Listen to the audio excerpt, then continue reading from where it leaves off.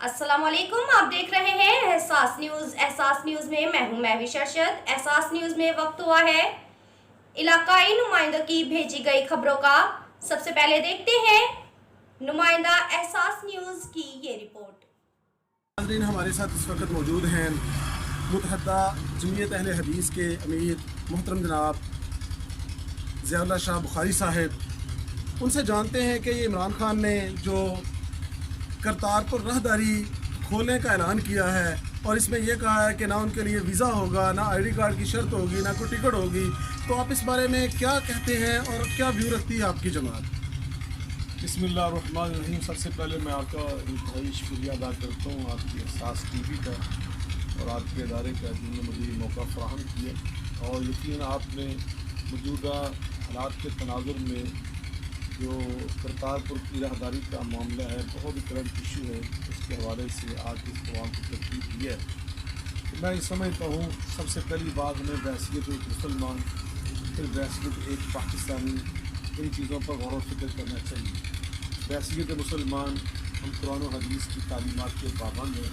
कुरान मजीद फुरकान हमीद में अल्लाह रब्बुल इज़्ज़त की हमें ये तालीम दी है कि ला यनहाकुमुल्लाहु अनिल्लज़ीना लम युक़ातिलूकुम वलम युख़रिजूकुम मिन दियारिकुम लम युक़ातिलूकुम, जो तुम्हारे साथ लड़ते नहीं हैं, जो गैर मुस्लिम तुम्हारे साथ ज़ालिमाना रवैया नहीं रखते, हम तबर्रुहुम व तुक़सितू इलैहिम, उनके साथ नेकी करना, उससे सलूक करना, अच्छा बर्ताव करना, हमें कुरान मजीद फुरकान हमीद इसकी तालीम दी है।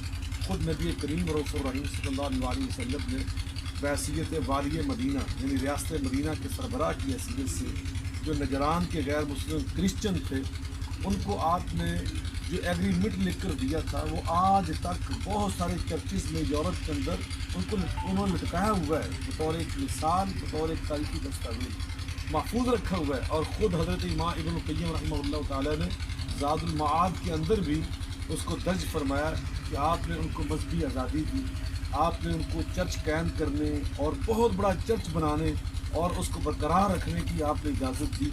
इस तरह सदीक़ अकबर खलीफा अव्वल रज़ी अल्लाह तआला अन्हु, उन्होंने अपने दौरे खिलाफत में उनको अपना मजहबी जुलूस निकालने की तहरीरी दस्तावेज़ में कर दी, इजाज़त दी।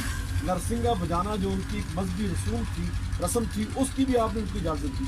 तो यहाँ से मालूम होता है कि अल्लाह और रसूल सल्लल्लाहु अलैहि वसल्लम की बुनियादी तालीमात ये हैं कि जो अक़लियतें आपके मुल्क में, आपकी रियासत में आबाद हों, उनको आप मजहबी आज़ादी दें, उनको आप जान माल इज़्ज़त आबरू का मुकम्मल तहफ़्फ़ुज़ का एहसास दिलाएँ और इसके साथ साथ आप उनको अपने जो मजहबी उनके त्यौहार हैं वो मनाने की इजाज़त दें और जो उनकी इबादत गाहें हैं उनकी हिफाजत करने की इजाज़त, उनकी हिफाजत करें। ख़ुद आप कुरान मजीद में अल्लाह ताला फरमा रहे हैं वलौला दफ़्उल्लाहि नासा बाज़हुम बिबाज़िन लहुद्दिमत सवामिअ व बियअ व सलावात व मसाजिद युज़करू फ़ीहा इस्मुल्लाह। फरमाया कि जिहाद इस्लामी के जो बुनियादी मकासद हैं उनमें एक मकसद ये भी है कि ईसाइयों की इबादतगाहों का जिक्र किया, हत्ता कि यहूदियों की इबादतगाह का जिक्र किया, मस्जिद का जिक्र किया। फरमाया सब की हिफाजत करना तुम्हारा फ़र्ज़ है। तो यकीन बहसीन एक मुसलमान हमारा ये सबसे पहला फ़र्ज़ है कि हम अपने इस्लामी शायर के साथ साथ, इस्लामी इक़्तिदार के साथ साथ जो गैर मुस्लिम हमारे पास आबाद हो या हमारे आस पास हो,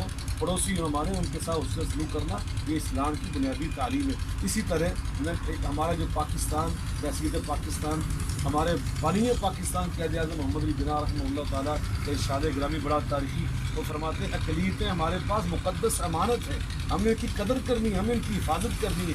पाकिस्तान का आइन 73 का आइन वो हमें इस बात की ये यकीन दहानी कराता है कि जो यहाँ पे गैर मुस्लिम आबाद है उनको हमने ये मुकम्मल मजहबी आज़ादी अता करनी। अभी हमारा जो पैगाम पाकिस्तान के नाम से ये हमारा एक मुत्तफ़िका एलामी है जिस पर तमाम मकातब फ़िक्र, तमाम शुबा ज़िंदगी मुत्तफ़िक हुए और इसको इस्लामी जो हमारी जामिया इस्लामिया आलमी है, बैनुल-अक़वामी इस्लामी यूनिवर्सिटी, उसके शुबा इस्लामी तहक़ीक़ ने इसको शाया किया। इसकी जो मुत्तफ़िका एलामिया की 19 नंबर शिक है, उसके अंदर भी ये दर्ज है कि जिस तरह यहाँ जो इस्लाम और आइन और कानून के पाबंद मुसलमान हैं, जैसे उनको आज़ादी है, इसी तरह आज़ादी उन गैर मुस्लिमों को भी है अपनी मजहबी आज़ादी कि जो यहाँ के कानून आइन के पाबंद है। तो पाकिस्तान के जो हमारे यहाँ सिख बहुत अधिक तादाद में आबाद है, उनकी दिलजोई के लिए, क्योंकि ये करतारपुर में उनके लिए एक मुक़द्दस जगह है जहाँ पर उनके बानी मज़हब के बाबा जी गुरु नानक وہ ان کی وہ ایک سمجھتے ہیں کہ نسبت ہے. اس حوالے سے جو انڈیا کے اندر آباد تھے سکھ وہ بھی یہاں پہ آنا چاہتے تھے. پہلے وہ آتے تھے. جو ہمارا پہلے ایک لمبا پروسیجر تھا اس کو ذرا پاکستان کی موجودہ حکومت نے اور ہماری عسکری قیادت کی میں سمجھتا ہوں ان کی اتفاق کے ساتھ انہوں نے اس بات کو دیکھا ہے اور ان کے لیے آسانی پیدا کی ہے کہ راہداری کے انداز میں ان کو وہاں پہ آنے کی صورت فراہم کی. اس سے کیا ہوا ہے, پاکستان کو کیا حاصل ہوا ہے؟ میں سمجھتا ہوں کہ مودی کی جو پالیسی تھی اس نے پوری بین الاقوامی برادری کے اندر آج انڈیا کا چہرہ داغدار کر دیا ہے. وہاں محسوس ہو رہا ہے کہ کوئی اقلیت محفوظ نہیں. وہاں ناگا لینڈ کے کرسچن وہ چیخ رہے ہیں اس کی پالیسیوں کے اوپر. وہاں جو سکھ آباد ہیں وہ بہت ناراض ہیں. اسی طرح جو مسلمان وہاں پہ ان کو وہاں پہ سکھ کا چین نہیں ہے. تاکہ کشمیر کا معاملہ آپ کے سامنے کہ انہوں نے اقوام متحدہ کی قرارداد کس طرح پامال کرتے ہوئے اور عالمی قوانین کو سبوتاز کرتے ہوئے بلڈوز کرتے ہوئے انہیں اس کو اپنے انڈیا کے ساتھ انعام اس کا کر دیا شامل کر لیا ہے. بالکل ہی یہ دوست دھاندلی کے ساتھ عین ان حالات کے تناظر میں موجودہ حکومت نے ہماری موجودہ قیادت نے بہت میں سمجھ بہت تاریخی اقدام کیا. آج پوری اسلامی بین الاقوامی برادری کے اندر پاکستان کا چہرہ یہ جا رہا ہے کہ اقلیتوں کے ساتھ کیسے نرمی کی جا رہی ہے, محبت کی جا رہی ہے, رواداری برتی جا رہی ہے. حتیٰ کہ جو انڈیا کے اندر سکھ آباد ہے ان کے لیے اپنے مذہبی مقام پر آنے کے لیے یہ کتنی بڑی تاریخی میں سمجھتا ہوں حیثیت کا اقدام ہوتا ہے. تو میں سمجھتا ہوں اس سے پاکستان کا چہرہ بین الاقوامی برادری کے اندر میں سمجھتا ہوں تابناک روشن ہوتا ہے.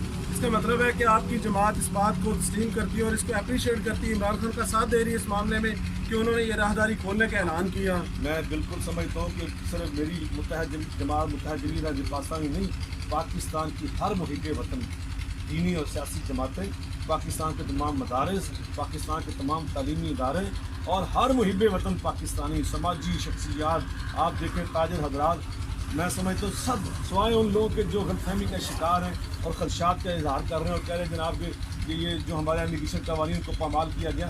میں سمجھتا ہوں سب سے پہلی بات یہ وہ لوگ اعتراض کرتے ہیں کہ جنہوں نے مودی کو اپنے گھر بلایا, اپنے گھر کی شادی میں بلایا اور ان کو کس طرح بلایا تھا ساری دنیا جانتی کہ اس وقت امیگریشن قانون کس طرح پامال کیے گئے. اپنے گھر کی شادی میں بلایا جائے دشمن کو اور اپنے قوانین کو پامال کر کے بلایا جائے یہ تو جائز ہے.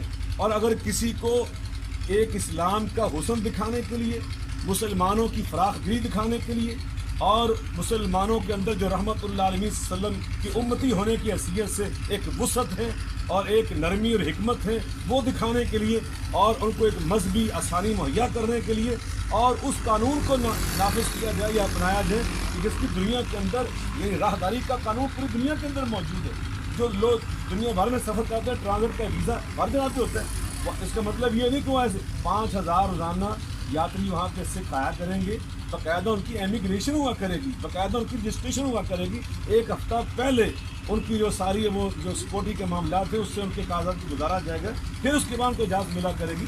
لیکن ایک آسانی مہیا کی گئی ہے کہ جس سے ان کے دلوں میں آج صورت حال ہے کہ انڈیا کے اندر عمران خان زندہ باد کے بینرز اویزا ہو چکے ہیں. یہ پاکستان کی کتنی بڑی کامیابی ہے اور میں سمجھتا ہوں آج مودی کی سرکار جو ہے وہ پریشانی میں مبتلا ہے. ہمیں پاکستان میں رہتے ہوئے پاکستان کی زبان بولنی چاہیے, مودی کی زبان نہیں بولنی چاہیے. شاہ صاحب آپ کیا سمجھتے ہیں کہ یہ اقدام اٹھانے سے کیا انڈیا کے اندر پاکستان کے بارے میں کوئی نرم گوشہ آئے گا؟ میں تو سمجھتا ہوں ابھی آپ دیکھیں کہ انڈیا کے اندر عمران خان زندہ باد کے بینرز رکھ چکے ہیں, پاکستان زندہ باد کے نعرے وہاں پہ بلند ہو رہے ہیں. اس سے انشاءاللہ الرحمن میں سمجھتا ہوں کہ بہت ہی اچھے مفادات انشاءاللہ پاکستان کے حق میں نکلیں گے اور پاکستان کی انشاءاللہ مفادات کے لیے کہتی ہے.